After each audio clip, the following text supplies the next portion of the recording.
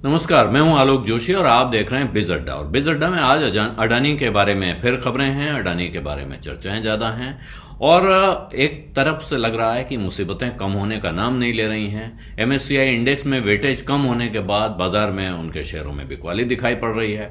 Moody's ने उनकी 4 कंपनियों की रेटिंग स्टेबल से घटा के नेगेटिव कर दी है, हालांकि बाकी जो उनके इंस्ट्रूमेंट्स हैं उनकी रेटिंग उसने बरकरार रखी है।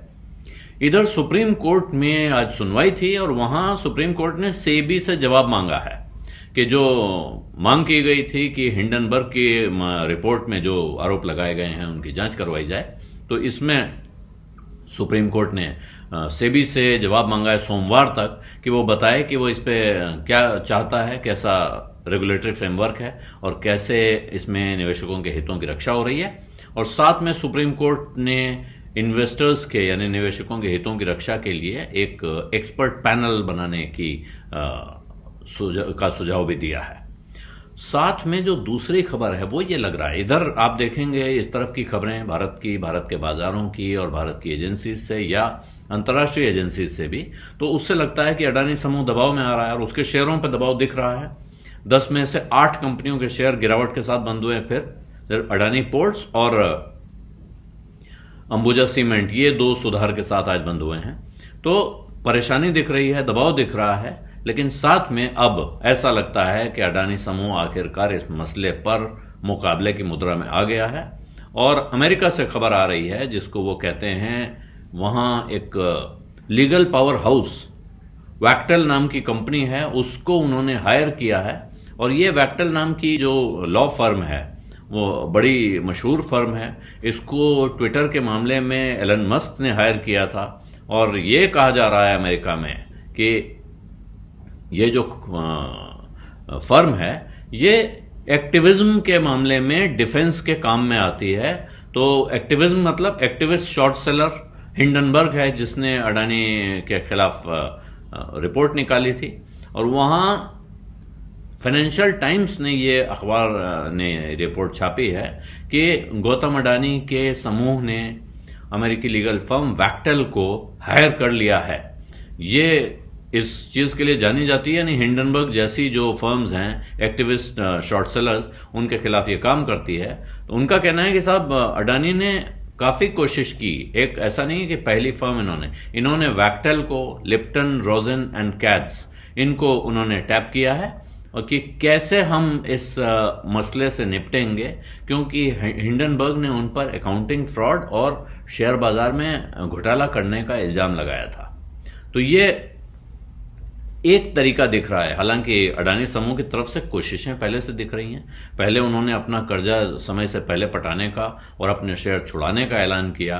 साथ में ये आ रहा है, कंपनियों के नतीजे आए हैं जो ज्यादातर उनमें कोई चिंताजनक नतीजा नहीं है। एक आध कंपनी का कमजोर नतीजा है कुछ मायनों में, लेकिन ज्यादातर अच्छे रिजल्ट्स आए हैं।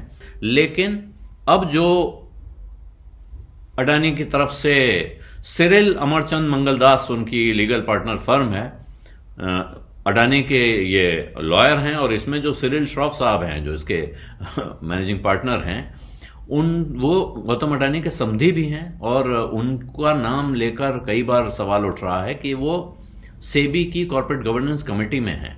ये हालांकि कोई अनहोनी नहीं है, वो जिस तरह के वकील हैं, जितनी उनका एक्सपीरियंस है, उस कमेटी में उनका होना कोई अनहोनी नहीं है। लेकिन अगर वो अडानी के मामले की सुनवाई उस कमेटी में होती है और उस वक्त भी बैठे रहते हैं तब जरूर अनहोनी होगी। लेकिन मानना चाहिए कि ऐसे नौबत आए तो वो अपने को रिक्यूज करेंगे, यानी कहेंगे कि इस सुनवाई से मैं अलग रहना चाहता हूं। तो अब वहां जो इस खबर की कोई अलग से पुष्टि नहीं हो रही है, फाइनेंशियल टाइम्स के हवाले से यह खबर चल रही है कि वो कह रहे हैं कि अब वैक्टल का काम, जो वहां का लीगल रेगुलेटरी काम और पब्लिक रिलेशंस मैनेज करना होगा, इस पे वो फोकस करेंगे कि अमेरिका में ये कैसे इसका मुकाबला कर सकते हैं।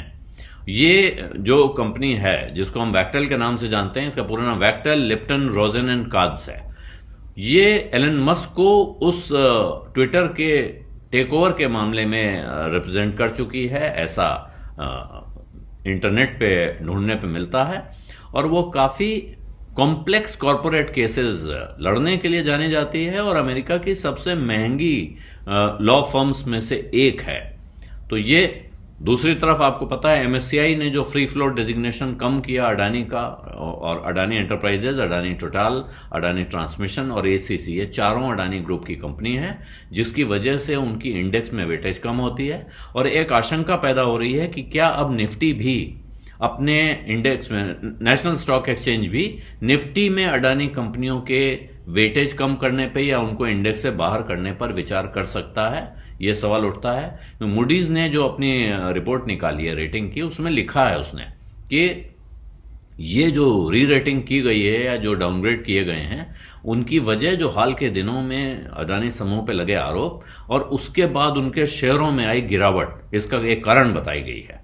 तो इसका मतलब है कि एक तरफ चिंताएं बढ़ रही हैं, दूसरी तरफ ग्रुप की तरफ से तैयारी बढ़ रही है कि वो अब इसका मुकाबला हर मोर्चे पे करने की कोशिश करेंगे। बिजअड्डा में आज इतना ही, अब इजाजत दीजिए, धन्यवाद।